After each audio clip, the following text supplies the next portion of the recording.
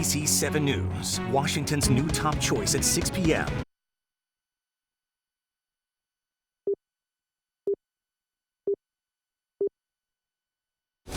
This is an ABC News special report. James Comey testifies. Now reporting, George Stephanopoulos. Good morning and welcome to our special coverage of a watershed moment for President Trump, what may be the most consequential congressional hearing in more than a generation. Front and center, James Comey, the FBI director fired by President Trump last month. Of course, it came at a time when Comey was leading the investigation into Russia's interference in our election, any connection to the Trump campaign, and the president's former national security advisor, Michael Flynn. That is the scene in the Senate hearing room right now, where in just a few minutes, we're going to hear from Comey for the first time since that firing.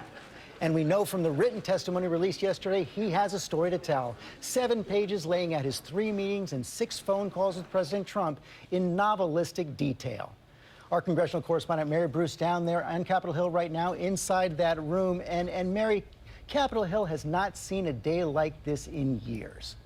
George, any moment now, Jim Comey is going to walk into this room here and finally tell the American public his side of the story, and they have been eagerly awaiting him here. I have talked to people this morning who have been lining up here since 4 in the morning. The line outside this hearing room now snakes through 2 different Senate buildings. And of course, waiting to greet Jim Comey will be the 15 members of the Senate committee. They are eager to dial into the heart of what was said between Comey and the president. That is what they are looking for today, those details. They have been tweaking their questions overnight in response to Comey's testimony. Now, here's what's at the top of their list. Lawmakers I've spoken with want to know from Comey why he believes he was fired. Does he think it's because he refused to meet the president's demands? They also want to know why Comey believes, or if Comey believes, the president tried to torpedo the Russia investigation. And on this question of loyalty, Comey says that they agreed to what a term he's calling honest loyalty. Well, what does that mean to him exactly?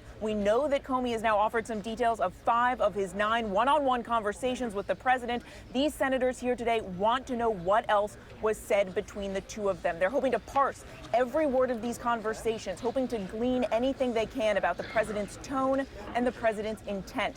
But George, ultimately, at the end of this day, it may come down to simply a he said, he said. He said, he said. And our John Carl is on point at the White House right now with the president's side of the story. As we see Mr. Comey walking into the room right now, all 6'8" of him. He's well practiced at these congressional hearings. John, we know the White House already prepared to deny some of the claims by Comey that he was asked for a pledge of loyalty, that Mr. Trump, President Trump, actually said, please let this Flynn investigation go. Absolute firm denial from the White House. I just spoke to somebody familiar with the president's thinking, who's been with the president this morning. The president will be watching this hearing with his legal team in a little dining room near the Oval Office. And I am told by that source that the president firmly denies that he ever asked for Comey's loyalty or that he ever asked Comey to let the Flynn investigation go in any way. But the White House, George, is also keying in on the fact that Comey, in those prepared remarks, does acknowledge that on 3 separate occasions, he told the president he was not a subject of the Russia investigation. And the president's lawyers already said he feels completely vindicated by that fact, as we see James Comey stone-faced in that hearing room right now, as the chairman, Richard Burr of North Carolina, Vice Chairman Mark Warner, also taking their places at the podium. David Muir, World News Tonight anchor, on the scene as well. You could feel in that written testimony how uncomfortable James Comey was in those meetings with the president. Absolutely, George. And one of the most striking things about those prepared remarks that we've already taken a look at is the fact that James Comey, from that very first meeting at Trump Tower, left the building, went into an FBI vehicle, and began taking notes on that laptop. And he did so for every meeting afterward, George. We just heard the gavel come down from the chairman, Richard Burr. Let's listen now to his opening statement. Comey, I appreciate your willingness to appear before the committee today, and more importantly, I thank you for your dedicated service and leadership to the Federal Bureau of Investigation. Your appearance today speaks to the trust we have built over the years, and I'm looking forward to a very open and candid discussion today.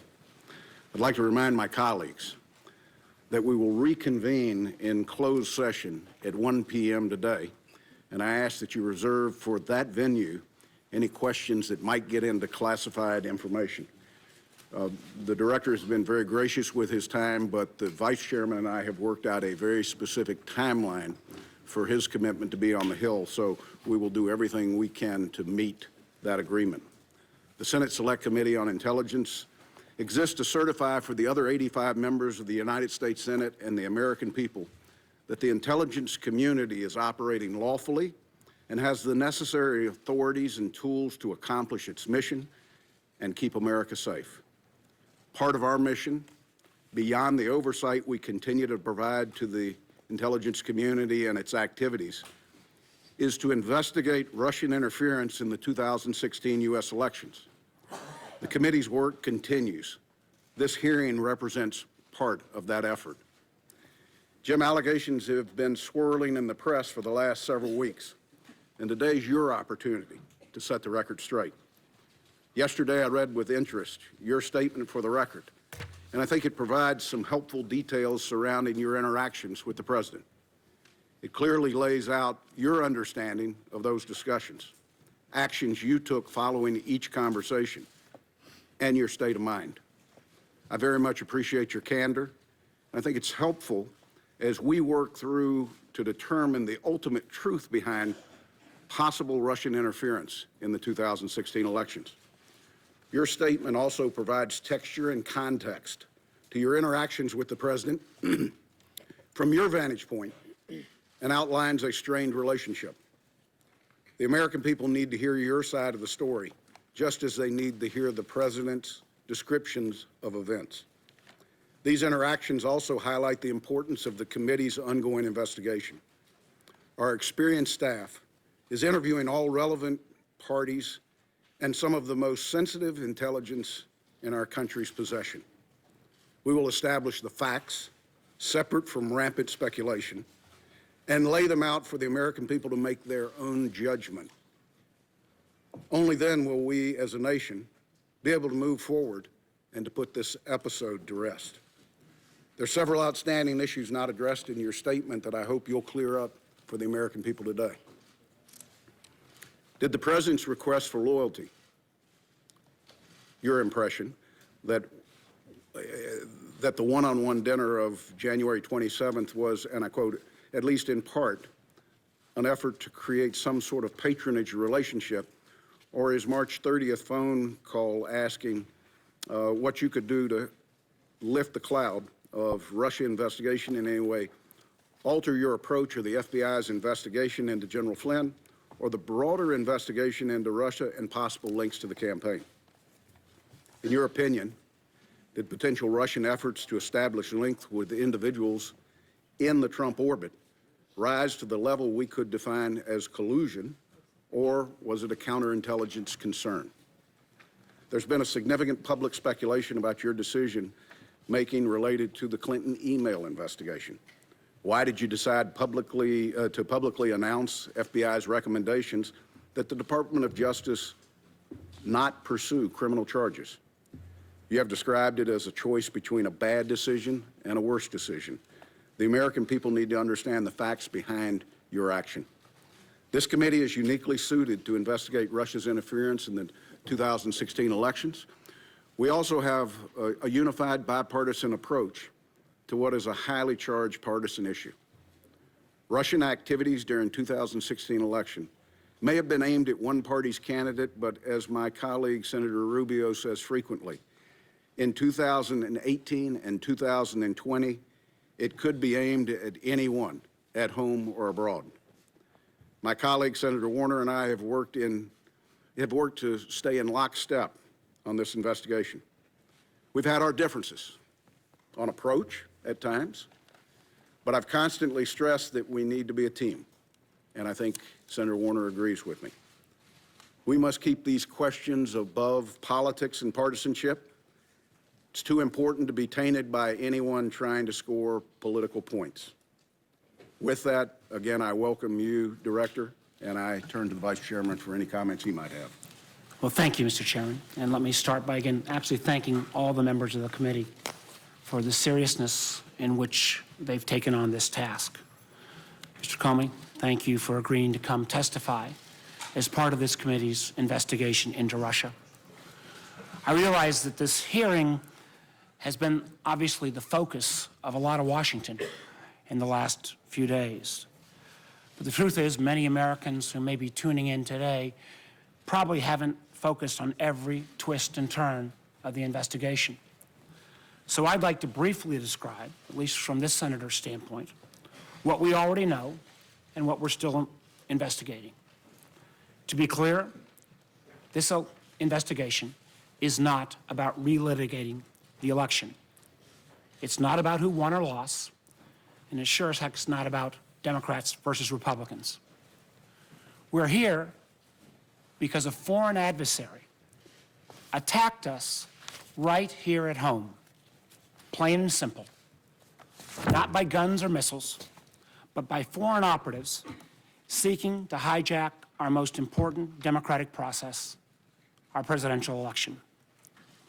Russian spies engaged in a series of online cyber raids and a broad campaign of disinformation, all ultimately aimed at sowing chaos to undermine public faith in our process, in our leadership, and ultimately in ourselves. And that's not just this senator's opinion. It is the unanimous determination of the entire U.S. intelligence community. So we must find out the full story. What the Russians did, and candidly, as some other colleagues have mentioned, why they were so successful. And more importantly, we must determine the necessary steps to take to protect our democracy and ensure they can't do it again. Chairman mentioned elections in 2018 and 2020. In my home state of Virginia, we have elections this year in 2017. Simply put, we cannot let anything or anyone prevent us from getting to the bottom of this. Now, Mr. Comey, let me say at the outset, we haven't always agreed on every issue. In fact, I've occasionally questioned some of the actions you've taken. But I've never had any reason to question your integrity, your expertise, or your intelligence. You've been a straight shooter with this committee and have been willing to speak truth to power, even at the risk of your own career, which makes the way in which you were fired by the president ultimately shocking. Recall, we began this entire process with the president and his staff first denying that the Russians were ever involved and then falsely claiming that no one from his team was ever in touch with any Russians. We know that's just not the truth. Numerous Trump associates had undisclosed contacts with Russians before and after the election, including the president's attorney general, his former national security advisor, and his current senior advisor, Mr. Kushner. That doesn't even begin to count the host of additional campaign associates and advisors who've also been caught up in this massive web. We saw Mr. Trump's campaign manager, Mr. Manafort, forced to step down over ties to Russian-backed entities. The national security advisor, General Flynn, had to resign over his lies about engagements with the Russians. And we saw the candidate himself express an odd and unexplained affection for the Russian dictator while calling for the hacking of his opponent. There's a lot to investigate. Enough, in fact, that then Director Comey publicly acknowledged that he was leading an investigation into those links between Mr. Trump's campaign and the Russian government. As the director of the FBI, Mr. Comey was ultimately responsible for conducting that investigation, which might explain why you're sitting now as a private citizen. What we didn't know was at the same time that this investigation was proceeding, the president himself appears to have been engaged in an effort to influence, or at least co-opt, the director of the FBI. The testimony that Mr. Comey has submitted for today's hearing is very disturbing. For example, on January 27th, after summoning Director Comey to dinner, the president appears to have threatened the director's job while telling him, quote, "I need loyalty. I expect loyalty." At a later meeting, on February 14th, the president asked the Attorney General to leave the Oval Office so that he could privately ask Director Comey, again, quote, to see way clear to letting Flynn go. That is a statement that Director Comey interpreted as a request that he drop the investigation connected to General Flynn's false statements. Think about it. The President of the United States asking the FBI director to drop an ongoing investigation. And after that, the President called the FBI director on 2 additional occasions, March 30th and April 11th, and asked him again, quote, to lift the cloud on the Russia investigation. Now, Director Comey denied each of these improper requests. The loyalty pledge, the admonition to drop the Flynn investigation, the request to lift the cloud on the Russia investigation. Of course, after his refusals, Director Comey was fired. The initial explanation for the firing didn't pass any smell test. Somehow Director Comey was fired because he didn't treat Hillary Clinton appropriately. Of course, that explanation lasted about a day because the President himself then made very clear that he was thinking about Russia when he decided to fire Director Comey. Shockingly, reports suggest that the President admitted as much in an Oval Office meeting with the Russians the day after Director Comey was fired. Disparaging our country's top law enforcement official as a quote-unquote nut job, the President allegedly suggested that his firing relieved great pressure on his feelings about Russia. This is not happening in isolation. At the same time the President was engaged in these efforts with Director Comey, he was also, at least allegedly, asking senior leaders of the intelligence community to downplay the Russian investigation or to intervene with the director. Yesterday, we had DNI Director Coates and NSA Director Admiral Rogers, who were offered a number of opportunities to flatly deny those press reports. They expressed their opinions, but they did not take that opportunity to deny those reports. They did not take advantage of that opportunity. In my belief, that's not how the President of the United States should behave. Regardless of the outcome of our investigation into the Russia links, Director Comey's firing and his testimony raise separate and troubling questions that we must get to the bottom of. Again, as I said at the outset, I've seen firsthand how seriously every member of this committee is taking his work. I'm proud of the committee's efforts so far. But let me be clear. This is not a witch hunt. This is not fake news. It is an effort to protect our country from a new threat that, quite honestly, will not go away anytime soon. So, Mr. Comey, your testimony here today will help us move towards that goal. I look forward to that testimony. Thank you, Mr. Chairman. Thank you, Vice Chairman. Director, as discussed, when you agreed to appear before the committee, it would be under oath. I'd ask you to please stand, raise your right hand. Do you solemnly swear to tell the truth, the whole truth, and nothing but the truth, so help you God? Please be seated. Director Comey, you're now under oath. And I would just note to members, you will be recognized by seniority for a period up to 7 minutes. And again, it is the intent to move to a closed session no later than 1 p.m. With that, Director Comey, you are recognized. You have the floor for as long as you might need. Thank you, Mr. Chairman. Ranking Member Warner, members of the committee, thank you for inviting me here to testify today. I've submitted my statement for the record, and I'm not going to repeat it here this morning. I thought I would just offer some very brief introductory remarks, and then I would welcome your questions. When I was appointed FBI Director in 2013, I understood that I served at the pleasure of the President.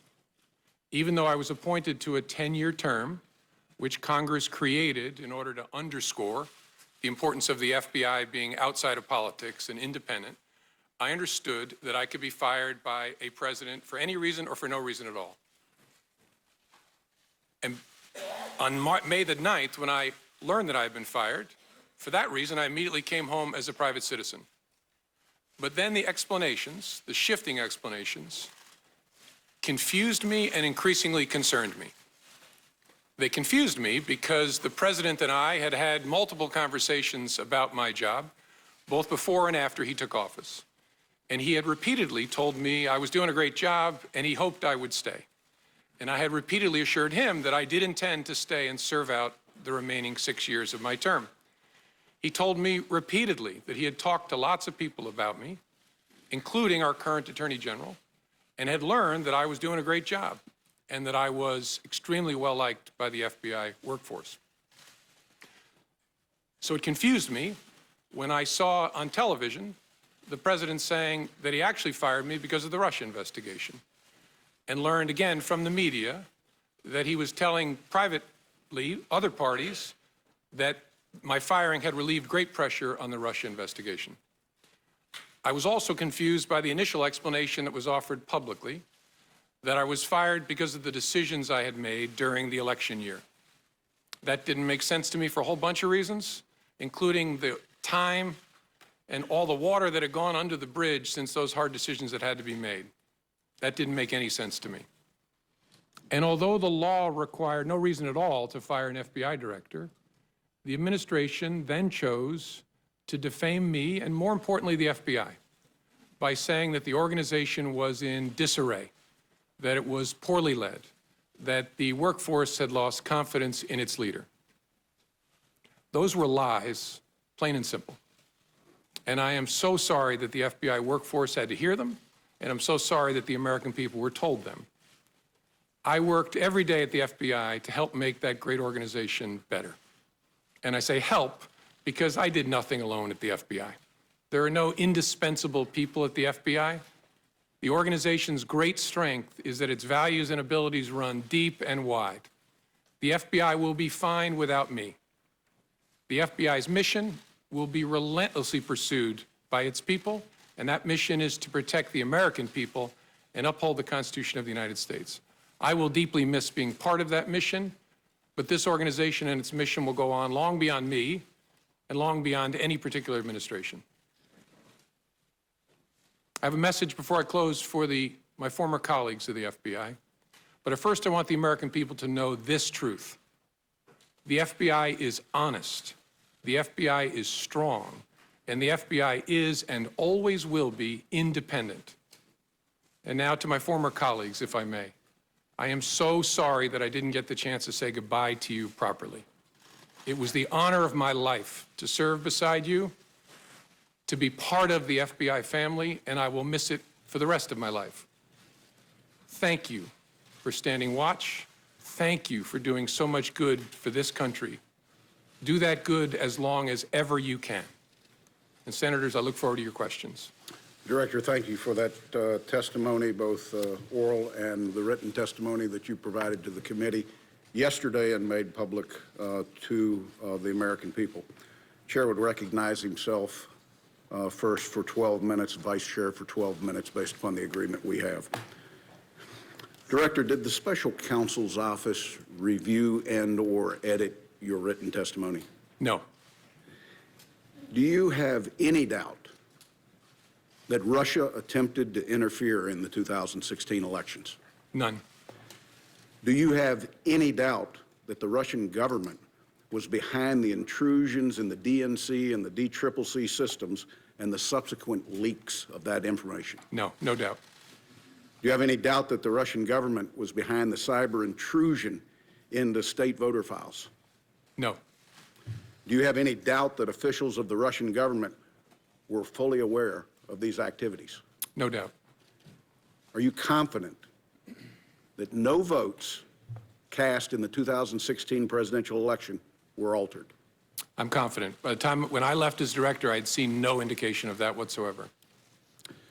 Director Comey, did the president at any time ask you to stop the FBI investigation into Russian involvement in the 2016 U.S. elections? Not to my understanding, no. Did any individual working for this administration, including the Justice Department, ask you to stop the Russian investigation? No.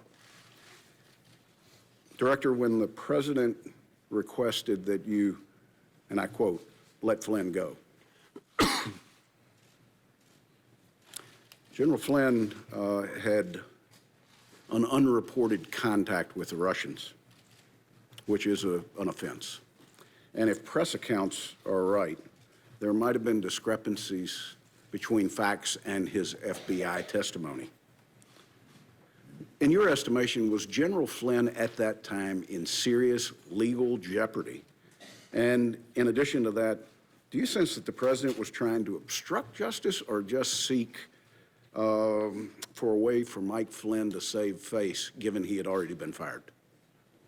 Well, General Flynn at that point in time was in legal jeopardy. There was an open FBI criminal investigation of his statements in connection with the Russian contacts and the contacts themselves. And so that was my assessment at the time.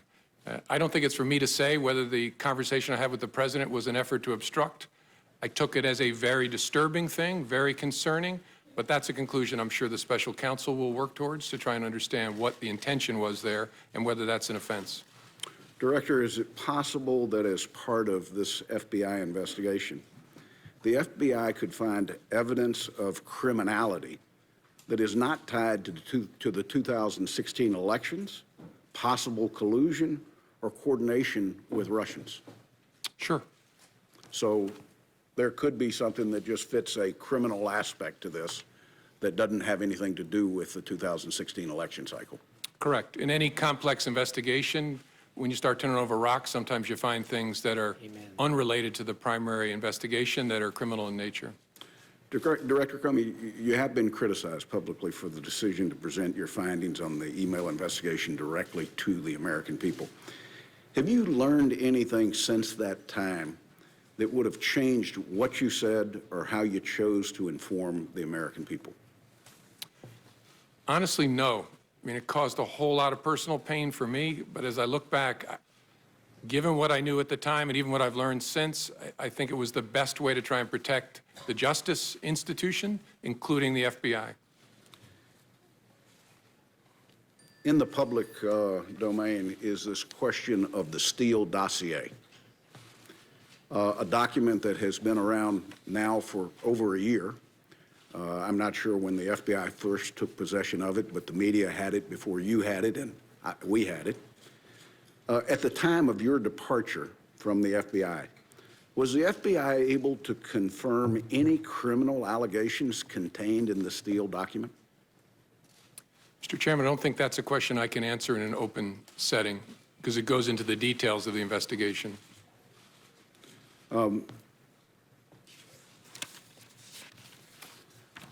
Director, the term we hear most often is collusion. When people are describing possible links between Americans and Russian government entities related to the interference in our election, would you say that it's normal for foreign governments to reach out to members of an incoming administration? Yes. At what point does the normal contact cross the line into an attempt to recruit agents or influence or spies? Difficult to say in the abstract. It depends upon the context, whether there's an effort to keep it covert, what the nature of the requests made of the American by the foreign government are. It's a judgment call based on a whole lot of facts. At what point would that recruitment become a counterintelligence threat to our country? Again, difficult to answer in the abstract, but when a foreign power is using especially coercion or some sort of pressure to try and co-opt an American, especially a government official, to act on its behalf, that's a serious concern to the FBI and at the heart of the FBI's counterintelligence mission.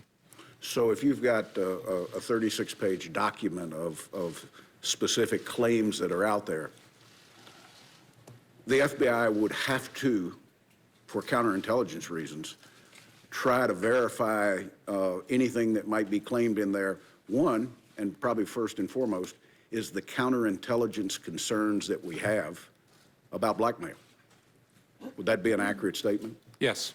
If the FBI receives a credible allegation that there is some effort to co-opt, coerce, direct, employ covertly an American on behalf of the foreign power, that's the basis on which a counterintelligence investigation is opened.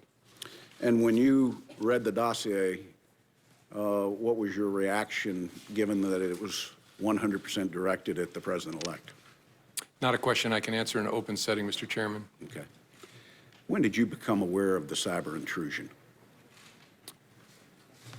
The first cyber, there's all kinds of cyber intrusions going on all the time. The first Russia-connected cyber intrusion I became aware of in the late summer of 2015.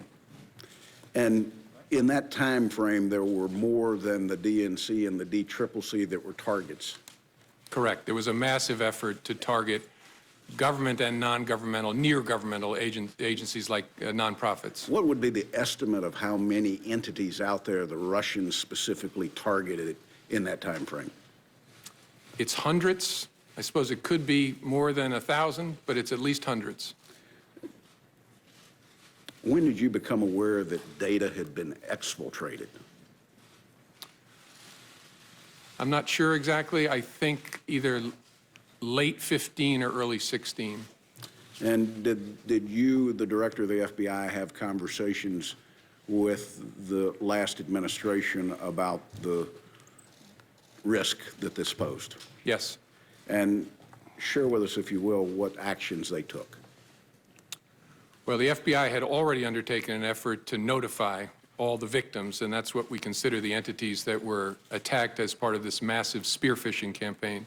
And so we notified them in an effort to disrupt what might be ongoing. And then there was a series of continuing interactions with entities through the rest of 15 into 16. And then throughout 16, the administration was trying to decide how to respond to the intrusion activity that it saw. And the FBI, in this case, unlike other cases that you might investigate, did you ever have access to the actual hardware that was hacked, or did you have to rely on a third party to provide you the data that they had collected? In the case of the DNC, and I believe the DCCC, but I'm sure the DNC, we did not have access to the devices themselves. We got relevant forensic information from a private party, a high-class entity that had done the work, but we didn't get direct access. But no content? Correct. Isn't content an important part of the forensics from a counterintelligence standpoint? It is, although what was briefed to me by my folks, the people who were my folks at the time, is that they had gotten the information from the private party that they needed to understand the intrusion by the spring of 2016. Let me go back, if I can, very briefly, to the decision to publicly go out with your results on the email. Was your decision influenced by the Attorney General's tarmac meeting with the former President Bill Clinton? Yes, in a ultimately conclusive way. That was the thing that capped it for me, that I had to do something separately to protect the credibility of the investigation, which meant both the FBI and the Justice Department. Were there other things that contributed to that that you can describe in an open session? There were other things that contributed to that. One significant item I can't. I know the committee's been briefed on. There's been some public accounts of it, which are nonsense, but I understand the committee's been briefed on the classified facts. Probably the only other consideration that I guess I can talk about in open setting is that at one point the Attorney General had directed me not to call it an investigation, but instead to call it a matter, which confused me and concerned me. But that was one of the bricks in the load that led me to conclude I have to step away from the department if we're to close this case credibly. Director, my last question. You're not only a seasoned prosecutor, you've led the FBI for years. You understand the investigative process. You've worked with this committee closely, and we're grateful to you because I think we've mutually built trust in what your organization does and what we do. Is there any doubt in your mind that this committee can carry out its oversight role in the 2016 Russian involvement in the elections in parallel with the now special counsel that's been set up? No, no doubt. It can be done. It requires lots of conversations, but Bob Mueller is one of this country's great pros, and I'm sure you all will be able to work it out with him to run it in parallel. I want to thank you once again. I want to turn to the Vice Chairman. Thank you, Mr. Chairman. And again, Director Comey, thank you for your service. And your comments to your FBI family, I know were heartfelt. Know that even though there are some in the administration who've tried to smear your reputation, You had Acting Director McCabe in public testimony a few weeks back and in public testimony yesterday reaffirm that the vast majority of the FBI community had great trust in your leadership and obviously trust in your integrity. I want to go through a number of the meetings that you referenced in your testimony.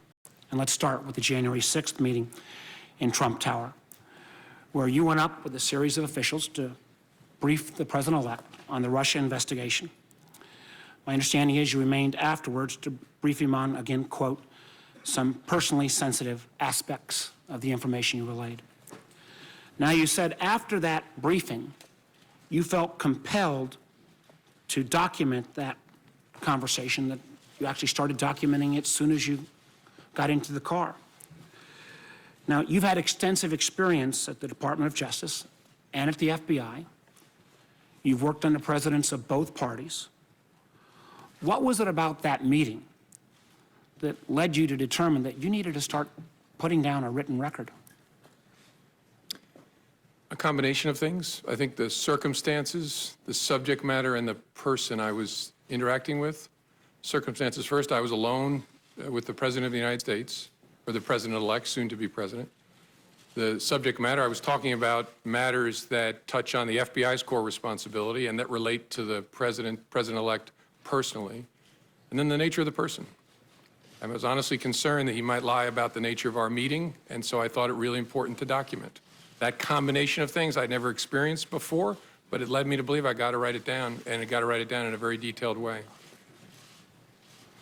I think that's a very important statement you just made. And my understanding is that then, again, unlike your dealings with presidents of either parties in your past experience, in every subsequent meeting or conversation with this president, you created a written record. Did you feel that you needed to create this written record of these memos because they might need to be relied on at some future date? Sure. I created records after conversations, and I think I did it after each of our 9 conversations. If I didn't, I did it for nearly all of them, especially the ones that were substantive. I knew that there might come a day when I would need a record of what had happened, not just to defend myself, but to defend the FBI and our integrity as an institution and the independence of our investigative function. That's what made this so difficult, is it was a combination of circumstances, subject matter, and the particular person. And so in all your experience, this was the only president that you felt like in every meeting you needed to document, because at some point, using your words, he might put out a non-truthful representation of that meeting. Now, that's right, Senator. And I, as I said in my written testimony, as FBI director, I interacted with President Obama, and I spoke only twice in 3 years and didn't document it. When I was Deputy Attorney General, I had one-on-one meeting with President Bush about a very important and difficult national security matter. I didn't write a memo documenting that conversation either. Sent a quick email to my staff to let them know there was something going on. But I didn't feel with President Bush the need to document it in that way. Again, because the combination of those factors just wasn't present with either President Bush or President Obama. I think that is very significant. I think others will probably question that. Now, the chairman and I have requested those memos. It is our hope that the FBI will get this committee access to those memos so that, again, we can read that contemporaneous rendition so that we've got your side of the story. Now, I know members have said and press have said that if you were, a great deal has been made of whether the president, you are asked to, in effect, indicate whether the president was the subject of any investigation. And my understanding is prior to your meeting on January 6th, you discussed with your leadership team whether or not you should be prepared to assure then President-elect Trump that the FBI was not investigating him personally. Now, my understanding is your leadership team agreed with that, but was that a unanimous decision? Was there any debate about that? It wasn't unanimous. One of the members of the leadership team had a view that although it was technically true, we did not have a counterintelligence file case open on then President-elect Trump.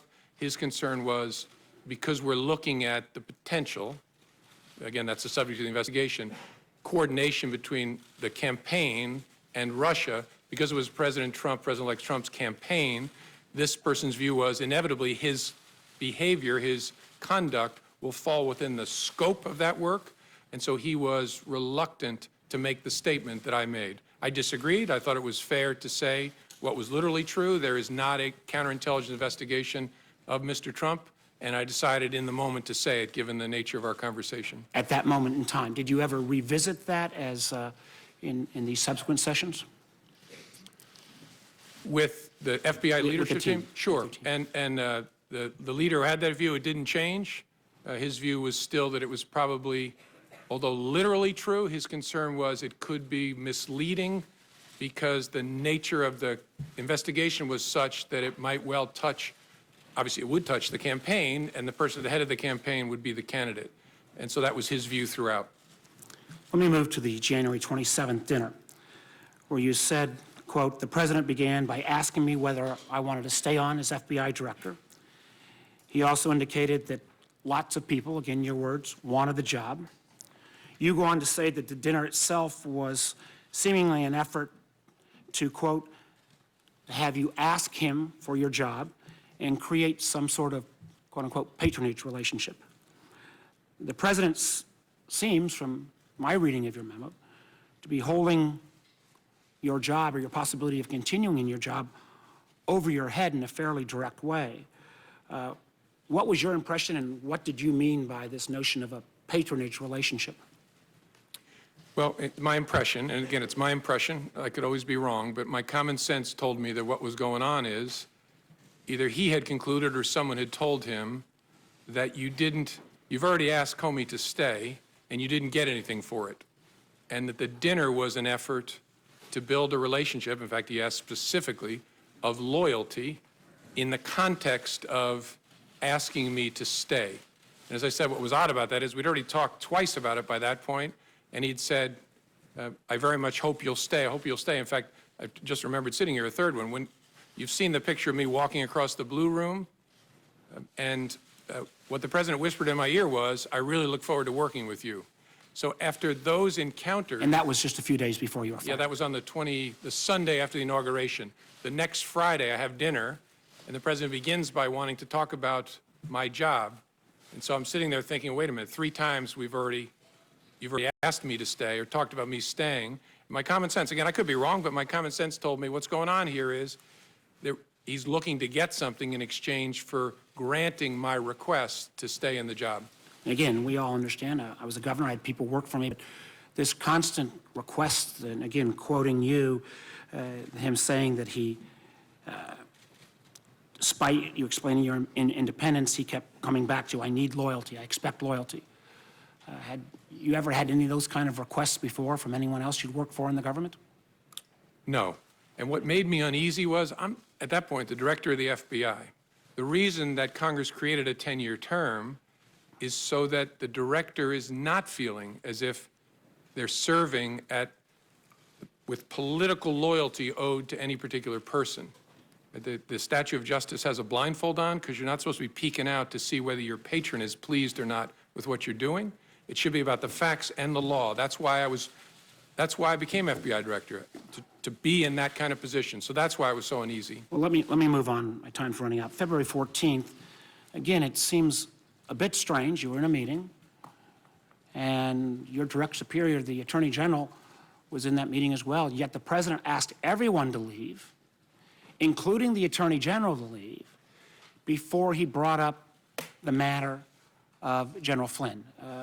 What was your impression of that type of action? And had you ever seen anything like that before? No. My impression was something big is about to happen. I need to remember every single word that is spoken. And again, I could be wrong. I'm 56 years old. I've been seen a few things. My sense was the Attorney General knew he shouldn't be leaving, which is why he was lingering. And I don't know Mr. Kushner well, but I think he picked up on the same thing. And so I knew something was about to happen that I needed to pay very close attention to.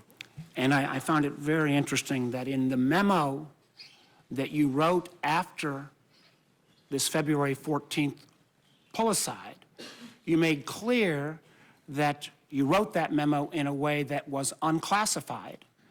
If you affirmatively made the decision to write a memo that was unclassified, Was that because you felt at some point the facts of that meeting would have to come clean and come clear and actually be able to be cleared in a way that could be shared with the American people? Well, I remember thinking this is a very disturbing development, really important to our work. I need to document it and preserve it in a way, and this committee gets this, but sometimes when things are classified, it tangles them up. It's hard Amen. to share it within an investigative team. You have to be very careful about how you handle it for good reason. So my thinking was, if I write it in such a way that I don't include anything that would trigger a classification, that'll make it easier for us to discuss within the FBI and the government, and to hold on to it in a way that makes it accessible to us. Well, again, it's our hope, particularly since you're a pretty knowledgeable guy and you wrote this in a way that was unclassified, that this committee will get access to that unclassified document. I think it would be very important to our investigation. Let me just ask this in closing. How many ongoing investigations at any time does the FBI have? Tens of thousands. Tens of thousands.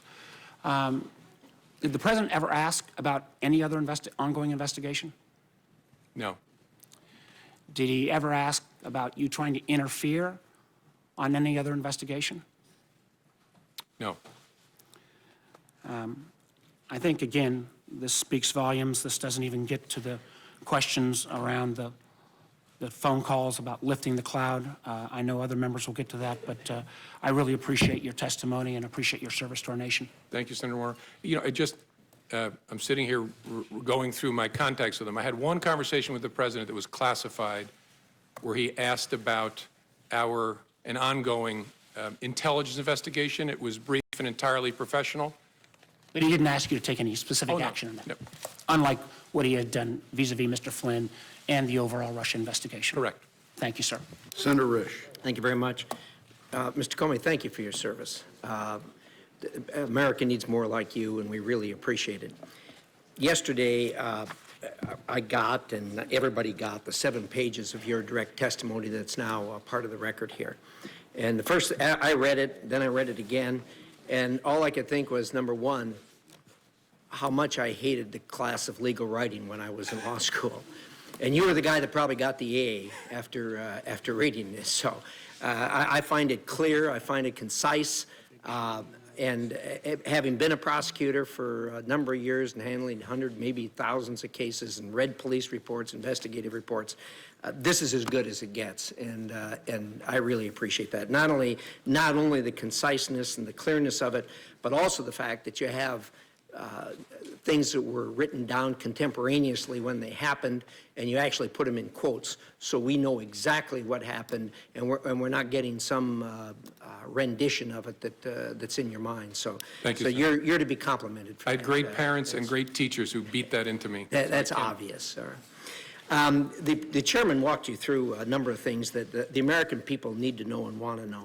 Number one, obviously, we all know about the active measures that the Russians have taken. I think a lot of people were surprised at this. Those of us that work in the intelligence community, it didn't come as a surprise, but now the American people know this, and it's good they know this, because this is serious and it's a problem. I think, secondly, I gather from all this that you're willing to say now that while you were director, the President of the United States was not under investigation. Is that a fair statement? That's correct. All right. So that's a fact that we can rely on at this Yes, sir. Okay.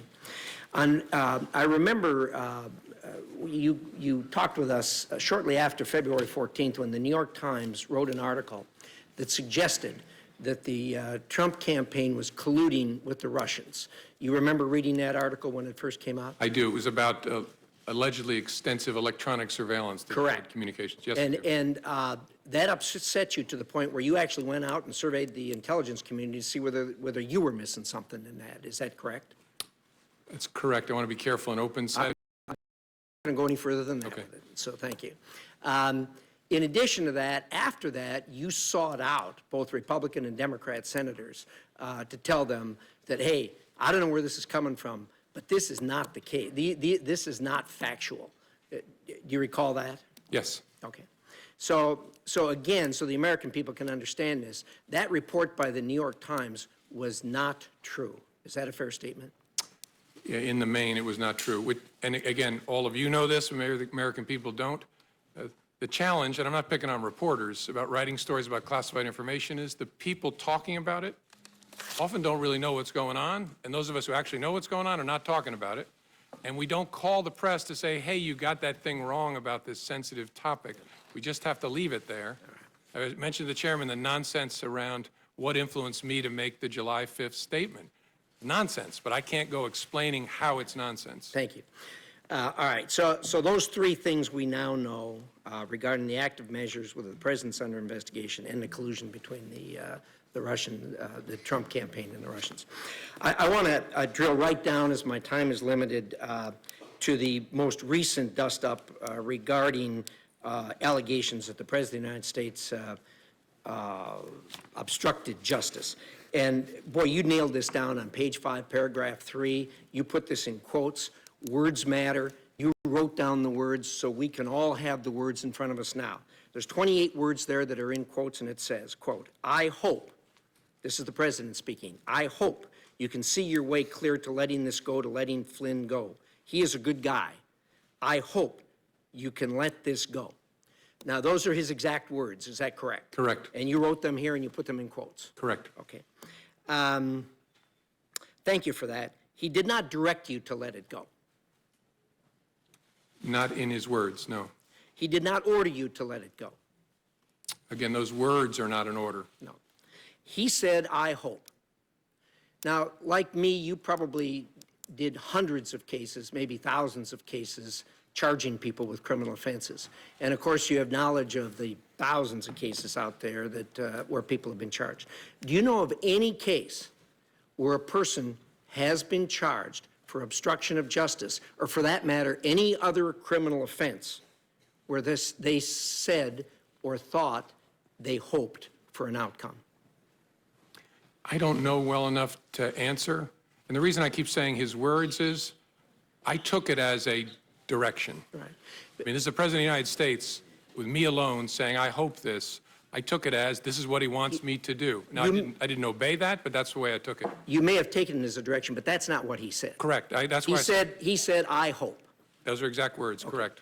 You don't know of anyone that's ever been charged for hoping something. Is that a fair statement? I don't, as I sit here. Yeah, thank you. Thank you, Mr. Chairman. Senator Feinstein. Thanks very much, Mr. Chairman. Mr. Comey, I just want you to know that I have great respect for you. Senator Cornyn and I sit on the Judiciary Committee, so we have occasion to have you before us. And I know that you're a man of strength and integrity, and I really regret the situation that we all find ourselves in. I just want to say that. Let me begin with one overarching question. Why do you believe you were fired? I guess I don't know for sure. I believe I take the president at his word that I was fired because of the Russia investigation. Something about the way I was conducting it, the president felt created pressure on him that he wanted to relieve. Again, I didn't know that at the time, but I've watched his interview. I've read the press accounts of his conversations, so I take him at his word there. Now, look, I could be wrong. Maybe he's saying something that's not true, but I take him at his word, at least based on what I know now. Talk for a moment about his request that you pledge loyalty and your response to that and what impact you believe that had. I don't know for sure because I don't know the president well enough to read him well. I think it was, first of all, our relationship didn't get off to a great start given the conversation I had to have on January 6th. This was not, this didn't improve the relationship because it was very, very awkward. He was asking for something and I was refusing to give it. But again, I don't know him well enough to know how he reacted to that exactly. Do you believe the Russia investigation played a role? And why I was fired? Yes. Yes, because I've seen the president say so. Let's go to the Flynn issue. Senator Risch outlined, I hope you could see your way to letting Flynn go. He's a good guy. I hope you can let this go. But you also said in your written remarks, and I quote, that you had understood the president to be requesting that we drop any investigation of Flynn in connection with false statements about his conversations with the Russian ambassador in December, end quote. Please go into that with more detail. Well, the context and the president's words are what led me to that conclusion. As I said in my statement, I could be wrong, but Flynn had been forced to resign the day before. And the controversy around General Flynn at that point in time was centered on whether he had lied to the vice president about the nature of his conversations with the Russians, whether he had been candid with others in the course of that. And so that happens on the day before. On the 14th, the president makes specific reference to that. And so that's why I understood him to be saying that what he wanted me to do was drop any investigation connected to Flynn's account of his conversations with the Russians. Now, here's the question. You're big, you're strong. I know the Oval Office, and I know what happens to people when they walk in. There is a certain amount of intimidation. But why didn't you stop and say, Mr. President, this is wrong. I cannot discuss this with you? It's a great question. Maybe if I were stronger, I would have. I was so stunned by the conversation that I just took it in. And the only thing I could think to say, because I was playing in my mind, because I was going to remember every word he said, I was playing in my mind, what should my response be? And that's why I very carefully chose the words. And look, I've seen the tweet about tapes. Lordy, I hope there are tapes. I remember saying, I agree he's a good guy, as a way of saying I'm not agreeing with what you just asked me to do. Again, maybe other people would be stronger in that circumstance, but that's how I conducted myself. I hope I'll never have another opportunity. Maybe if I did it again, I would do it better. Describe 2 phone calls that you received from President Trump, one on March 30 and one on April 11, where he, quote, described the Russia investigation as a cloud that was impairing his ability, end quote, as president, and asked you, quote, to lift the cloud, end quote. How did you interpret that? And what did you believe he wanted you to do? I interpreted that as he was frustrated that the Russia investigation was taking up so much time and energy. I think he meant of the executive branch, but in the public square in general, and it was making it difficult for him to focus on other priorities of his. What he asked me was actually narrower than that. So I think what he meant by the cloud, and again, I could be wrong, but what I think he meant by the cloud was the entire investigation is taking up oxygen and making it hard for me to focus on the things I want to focus on. The ask was to get it out that I, the president, am not personally under investigation. After April 11th, did he ask you more ever about the Russia investigation? Did he ask you any questions? We never spoke again after April 11th. You told the president, I would see what we could do. What did you mean? That was kind of a slightly cowardly way of trying to avoid telling him we're not going to do that, that I would see what we could do. It was a way of kind of getting off the phone, frankly. And then I turned and handed it to the acting Deputy Attorney General, Mr. Bente. So I wanted to go into that. Who did you talk with about that, lifting the cloud, stopping the investigation back at the FBI, and what was their response? Well, the FBI, during one of the 2 conversations, I'm not remembering exactly, I think the first, my chief of staff was actually sitting in front of me and heard my end of the conversation because the president's call was a surprise.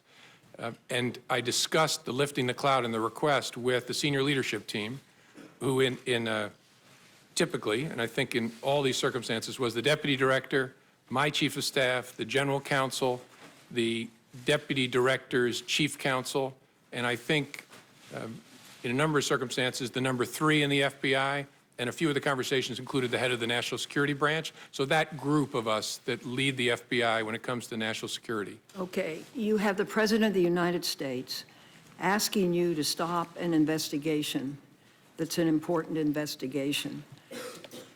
What was the response of your colleagues? I think they were as shocked and troubled by it as I was.